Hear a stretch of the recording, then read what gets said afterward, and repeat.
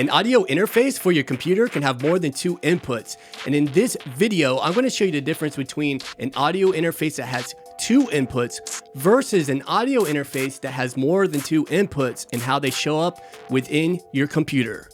Check it out.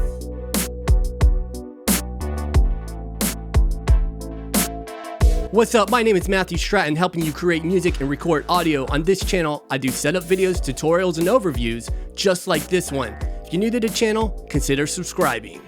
So I want to give you some actual examples of different audio interfaces and how their inputs show up within your computer. But before I get into the details of all that, I do want to say that this video is going to be about how your actual audio interfaces show up inside of a digital audio workstation. And that digital audio workstation that I'm going to be using is Ableton Live. Now, during this video, I might say the word DAW or DAW, and that simply means Digital Audio Workstation. This video is going to contain actual examples of what this will look like within your software, so stay tuned for that. But before we get into the audio examples, I do want to take you over to the Focusrite website and kind of show you their line of products, because the Focusrite Scarlett does have multiple products, and each one of the products is kind of different and they contain different features. And I do want to show you the difference between the inputs and outputs on some of these devices. Now, in the actual software examples, I am going to use the Focusrite 2i2 third generation, and I'm going to compare how those inputs show up versus the Universal Audio Apollo X6. But before we do that, let's go ahead and look at the website. So I want to make this part of the video as quick as possible because I do want to get into the actual audio examples within the DAW. But if you look right here, we are on Focusrite.com, and this is the actual Scarlett range. I personally have the Scarlett 2i2, but there is an entire range of Scarlett interfaces. So if you look on here, we got the Scarlett Solo, the 2i2, we got the 4i4, 8i6, 18i8, 18i20, and then you got the studio versions that come bundled with stuff. Now, other companies are going to have their own lines, and they're going to have different numbers of inputs and outputs as well. I do want to point out that these type of inputs do vary. Some of them are line inputs. Some of them are combo inputs where they can accept the line, microphone, or instrument. Okay, and then of course you have your digital inputs. And for that reason, you need to do research and figure out what you need for your situation. So first off, we have the Scarlett Solo. We got two inputs on the Scarlett Solo. Over here you have 2i2. You're going to have two inputs on the 2i2. Over here you have the Scarlett 4i4. So generally speaking, with the Scarlett line, when the number in front here goes up, the number of inputs goes up. So since we are in the 4i range right now, we're going to have two inputs on the front. But in addition to those two inputs on the front, we're going to have input 3 and 4 on the back. All right, so these are analog inputs. When we go up to 8i6, we're going to have the 2 on the front, and then we get 4 on the back. Now, in addition to these 6 analog inputs, we're going to have a SPDIF input here. All right, so that's going to add 2 additional inputs. So next in the line is the 18i8. So the 18i8 has 1, 2, 3, 4 analog inputs on the front, and then on the back we have 5, 6, 7, 8 analog inputs.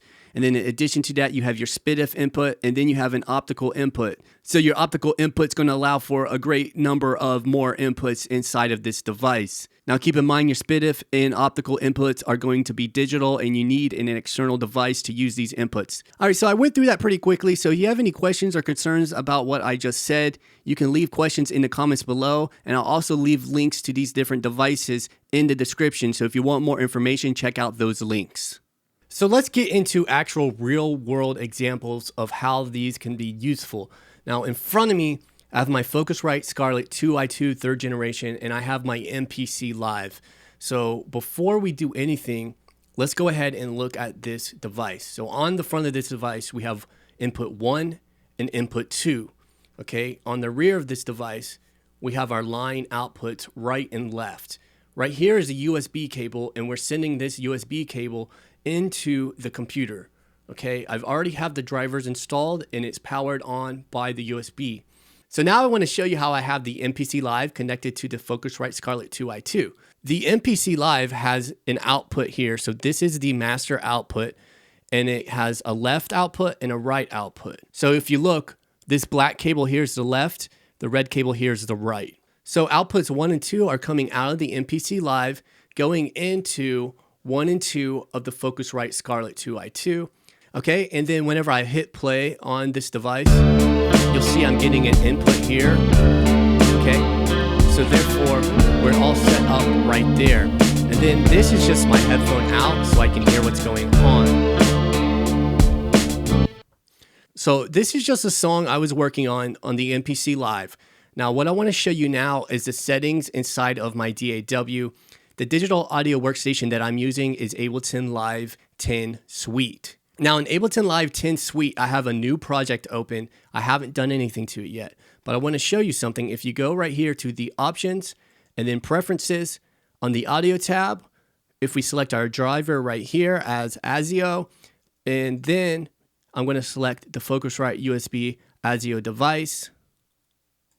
Underneath your audio device, you have your input configuration and your output configuration. I'm going to press the input config right there. We have mono inputs 1 and 2, and then you have stereo inputs 1/2. Now, these being highlighted yellow within the preferences means that I actually have them activated within the software.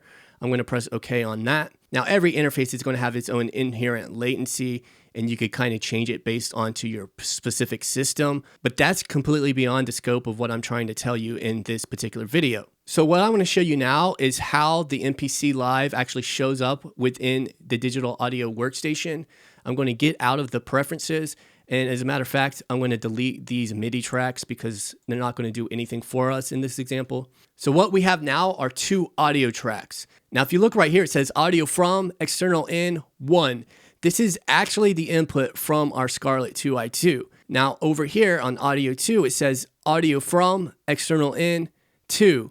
So this is input 2 from the Scarlett 2i2. So when I push play on the MPC Live, you're going to see inputs coming in on external in 1 and external in 2. And just look at this little meter right here and right here. So I'm going to push play. All right, so it shows up right there. Now notice we actually can't hear anything. And that's because we don't have the monitor turned on in this section. You can see it says monitor off. If we put this on auto, we're still not going to hear anything because we do not have an arm down here. But if we turn it onto in and end,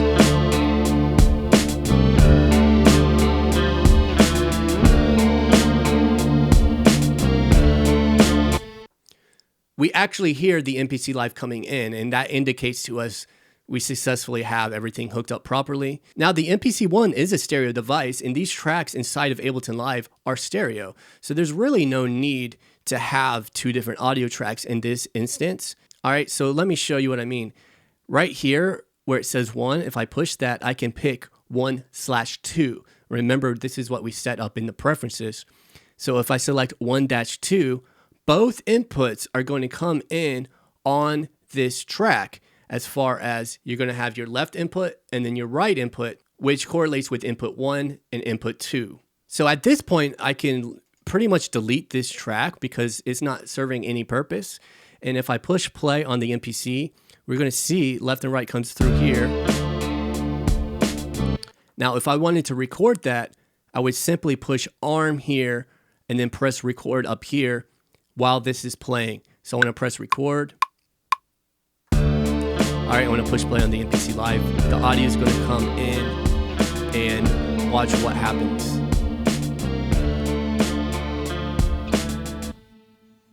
All right, going to stop the recording. That actually did come through. We can't see it here because it's actually over here on this side. So now we can see this audio that came in. This is literally what we just recorded. Hey, if you're finding value in this video, consider giving it a thumbs up. It's going to help this video get seen by those who might want to see this information. Thank you for doing that. Let's jump back into it. So if we turn the monitor on off or auto on here, we're going to be able to hear that. So there you go. All right, so we successfully recorded 2 different analog inputs inside of Ableton Live using the Focusrite. The next thing I do want to show you is how we can record multiple inputs from a different audio device into Ableton Live. And in this case, I'm going to use the Universal Audio Apollo X6. Now let's talk about audio interfaces that have multiple inputs. And in this example, I'm using the Universal Audio Apollo X6. So the Apollo X6 has 6 different analog inputs that you can bring into your DAW. Now, in addition to this, there are different settings where you can have multiple digital inputs as well as virtual inputs. But in this example, I'm going to use the 6 different physical analog inputs. Now, if you are interested in purchasing one of these devices, I am going to leave the links in the description of this video. And just make sure you read a little more about these devices. This way you know what you're getting. Like, there are going to be some differences, like the Focusrite 2i2 is a USB audio device, and then the Universal Apollo X6 is a Thunderbolt 3 device. So you need to make sure that your computer can handle like a Thunderbolt 3 device if you are interested in the Apollo, for example. So go ahead and check out the leaks and you can find out more information about those. Now, before we move on, we need to go to our options and then back over to preferences. In the audio tab, we can keep the same kind of driver type. Right here where it says audio device, we need to change this. So I'm going to change this to the Universal Audio Thunderbolt. Now, when I do that, it switches over no problem, but I do want to show you this input configuration here. Now, when we're in here, it's similar to what we had with the Focusrite, but you can see there are now more than just inputs 1 and 2 and 1/2. So if you look, you got your mono inputs 1 and 2, 3 and 4, 5 and 6, and then down here we got 7 and 8. Now, there's only 6 analog inputs that we can use at one time on this. So that's why these are selected here. But then over here, you got your different stereo inputs. So you got stereo 1/2, and then you can activate these if you wanted to. I'm just going to keep the stereo inputs 1/2 because that's all we're going to use with the MPC Live in this example. But I am going to keep these other mono inputs selected here. So I'm going to press OK. And then you look at your output configuration. We got a bunch of different outputs as well. Your input configuration can actually look like this too, as with the Apollo. Actually, let me show you that because we are just talking about inputs and outputs. All right, so if you look at your Apollo desk here, you can see all these different inputs. Now down here, you see analog 1, 2, 3, 4, 5, and 6. So we got 6 analog inputs. All right, now over here, we got ADAT.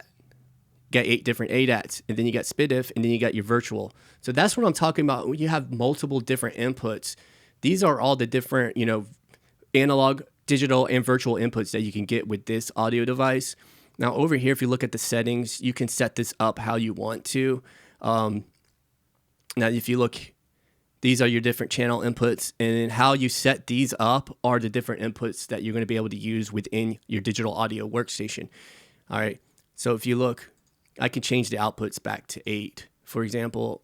All right, so now we're back to 8. If I go over here, there's different modes. Like if I go to default mode, it's going to show all these. So let me show you what happens when I do that inside of Ableton Live. Let me show you what happens in there. So if I go to my input configuration now, you can see I have 32 different inputs that I can select from. But keep in mind, only 1, 2, 3, 4, and 5, and 6 are analog inputs. You do need to connect other things and set up other different things to get some of these other inputs to show up. Just keep that in mind. All right, I'm just going to go ahead and put this back on 8 inputs and, 8 outputs. All right, so now when we look at the input configuration, we're back to, 8 different inputs. Back to the matter at hand, we're going to use these 6 different analog inputs. I'm going to close the preferences since we already have it set up. In the current configuration, I have the MPC Live main outputs going into inputs 1 and 2 of my Apollo X6. So at this point, we shouldn't need to even change anything, and we should be able to get the audio input.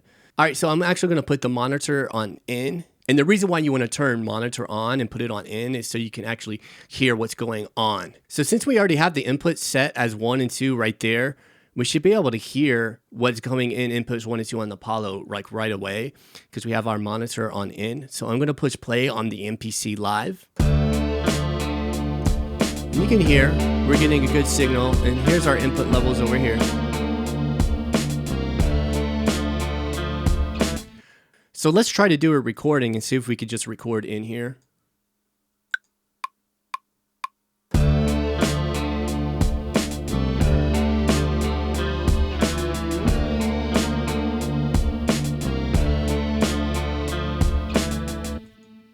All right, so you can hear and see we recorded just fine. So let's take a listen to it. I want to put the the monitor on auto so we can hear this. All right, it came out just fine. You know, very similar to over here. All right.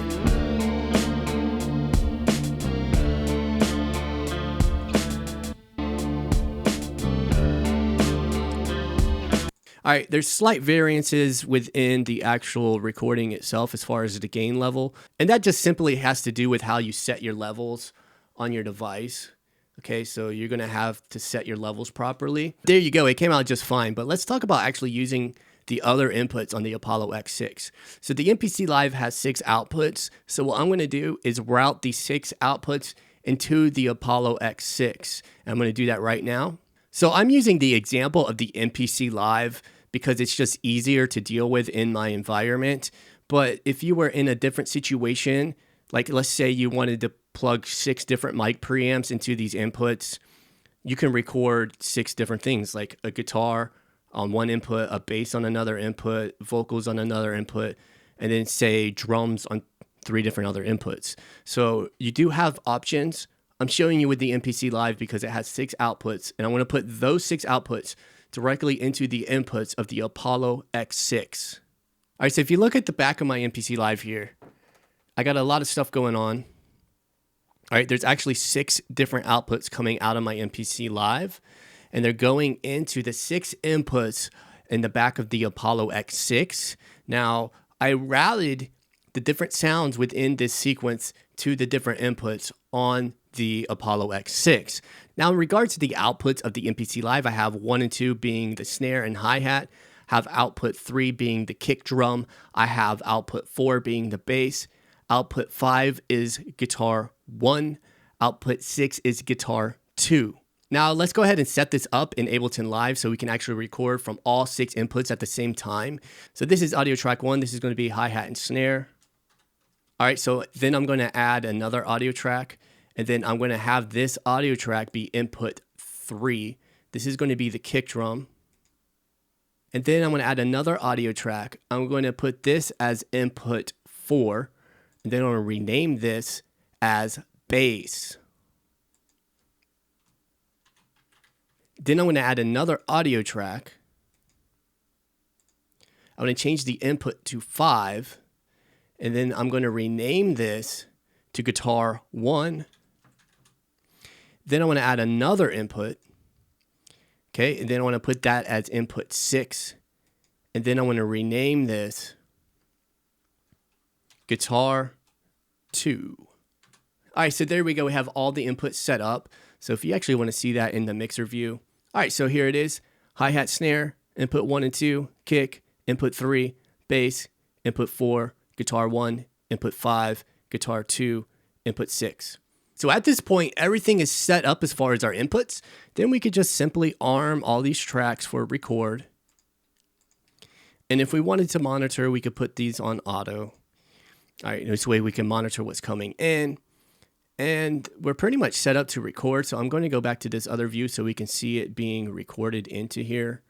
All right, I'm going to hide this down here. All right, so we're all set up to record. I'm just going to pick this spot right here. I'm going to push record. All right, and we're going to record right in there. You can see all of these inputs are inputting into the DAW right here, or the DAW.